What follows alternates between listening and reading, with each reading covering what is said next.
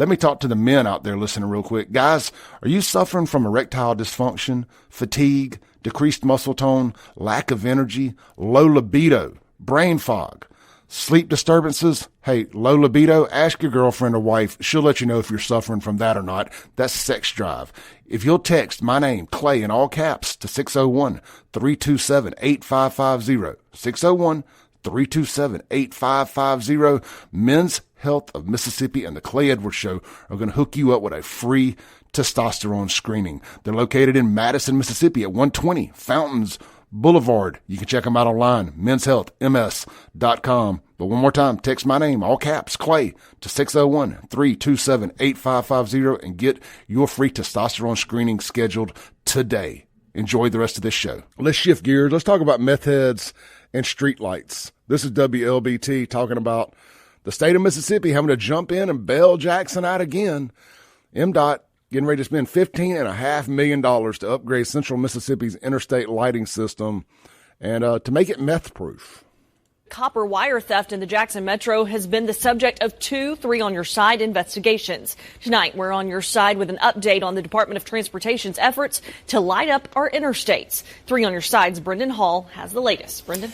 In January, we told you that Mdot had awarded a contract to Garver Engineering, a firm that's currently assessing and evaluating Central Mississippi's interstate lighting system. Part of the firm's project includes putting nearly $8 million toward items that will make it harder for thieves to steal copper wire. This is a permanent repair, so it's not a Band-Aid or anything like that. If you've driven along a dark section of an interstate that runs through the Jackson Metro and wondered why the lights aren't turned on, there's a good chance it's the result of copper wire theft. I've been here 14 years, and as long as I can remember, this has been an issue here in Jackson. Michael Flood with the Mississippi Department of Transportation says Mdot's leadership decided years ago that it would be a waste of taxpayer dollars to continuously repair lights that had been stripped of their copper wire. See, that's how I know Mdot's not ran by insane people. They don't keep doing the same thing over and over and over and over, expecting a different result while just getting the same result. Because it would likely only be a matter of time before thieves struck again. But now, Flood says he's happy to report that progress is being made. In recent years, we've haven't had that good of an update. We're just, we've kind of been at a loss. So it's nice to be at this point where we are moving forward, and we do have a contract in place to not only change these to LEDs, but also have these preventative measures in place to prevent more copper theft from being stolen, and we'll keep our interstates lit up. Some of those preventative measures include a monitoring system where Mdot is alerted if a segment of lights go out, allowing crews to respond immediately. Part of the project with Garver Engineering also includes doing away with bridge mounts and restricting access to wires by burying conduits underground and not having any junction boxes that are accessible from surface level. We have a plan in place. It's going to be a process. We just ask everyone to bear with us and give us some patience and time to allow us to make those repairs. And that process is expected to last for a number of months. Flood says he's hopeful the firm will get to the design phase of the project toward the end of the year, and then the implementation phase would follow shortly afterwards. I'm Brendan Hall, 3 on Your Side. Have any other cities in the state of Mississippi had to have their lighting system meth-proofed? I'm waiting. Anybody else? And I'm using meth as a catch-all here. Crack too. Anybody? Gulfport? Biloxi? Canton? Even Canton's got street lights. How's Jackson being outdone by Canton? Anyway, meth-proofing street light, having to bury stuff underground. I did a live stream last night. I thought it was rather entertaining. Y'all guys can go back and watch it on my YouTube, on my Facebook, or my Rumble. Search Clay Edwards Show. Or Save Jackson, either or. We talked about this a little bit last night. I would have thought I don't know, but to hear all these politicians talk about solar power and green energy, I mean, they got a huge solar power plant over in Scott County. I think they're going to build another one somewhere. I mean, to hear about all this solar energy, why do we even need copper wire in these lights? Can't we just put a little solar panel up on the top of them to run some low energy LEDs? I mean, I would think if solar power worked good for anything, it would be this right here. And you mount all the power related stuff up top. So crackhead at minimum, a meth head. Never underestimate the athletic ability of somebody strung out on meth, by the way. At minimum, they'd have to climb up the pole with like a tree climber thing where they wrap it around and they shimmy up. I mean, so at least if one fell, we'd get a nice splatter. We're going to have to get cameras on them. That may be a cost, but surely we can just wire the cameras into the solar power. Should never quit working if solar works as good as people say it does. On the outside of my house, I have one of those little cheap, whoever had the house before me put it up there, and I've just left it. It sort of works. It's a little cheap light you kind of stick on the house, a little outdoor light, and it's solar powered. Surely we could do a bigger version of that, one of the big solar panels up there, and you don't have to put any copper in the ground. You don't have to meth-proof any of this stuff. It's got to be cheaper than $15.5 million. They're replacing the lights anyway. They said they're moving over to LED. Do an LED with a solar panel. I don't know. Maybe the solar panels cost $15 million each. I've never bought a solar panel.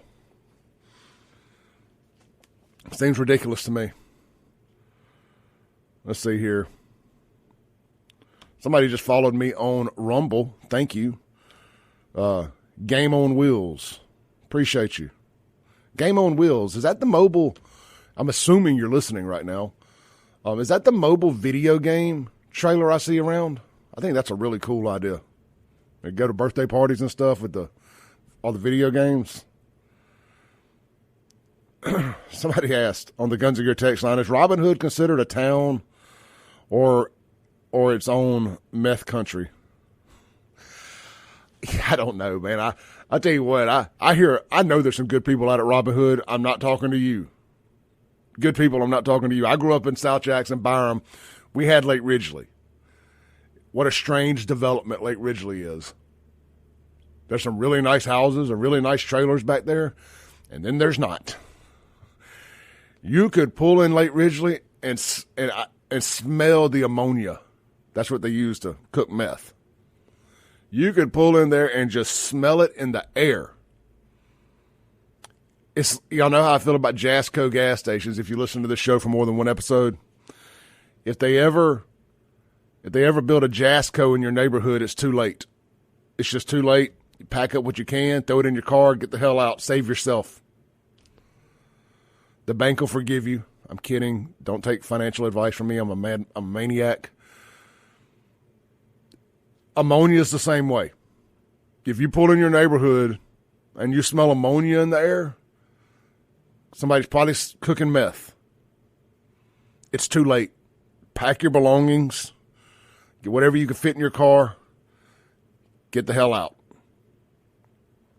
So I know there's a lot of that out at Robin Hood. Unfortunately, with the Goon Squad gone, not keeping it under check, you know, one of the unintended consequences of shipping the Goon Squad off is Robin Hooders are running amok. Again, I know there's good folks that live out there. We're not talking about you. Touche to Lake Ridgely. Let's take a break. Come back. Read some of your texts on the Guns of Gear text line. The text line is 769-241-1944.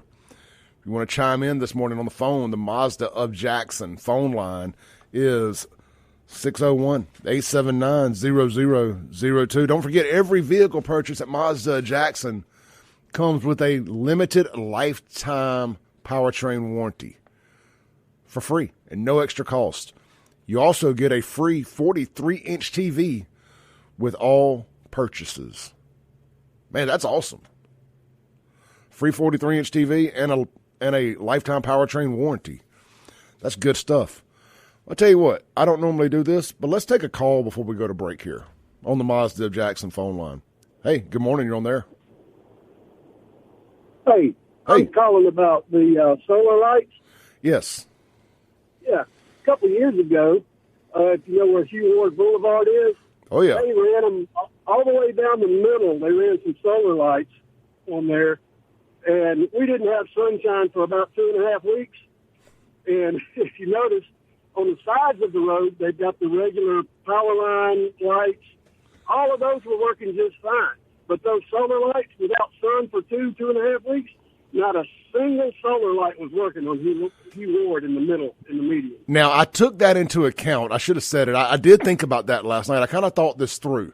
I just figured that's a small sacrifice to pay than for the copper to get stolen out of them and go years and months without them. You know, every now and then you're going to have a little weather disturbance. It's kind of like going with DirecTV. Every now and then you're going to have some issues, but overall it should work. You know, so no, look, great point, man. Great example on that. I appreciate you. Yeah, good for. Have a good one, brother. Hey, look, you know, you got to factor that in. There's going to be some outages here and there, but it's still better than having to replace the copper at a multi-million-dollar expense every time. Let's take a break. We'll be right back on the Clay Edwards Show.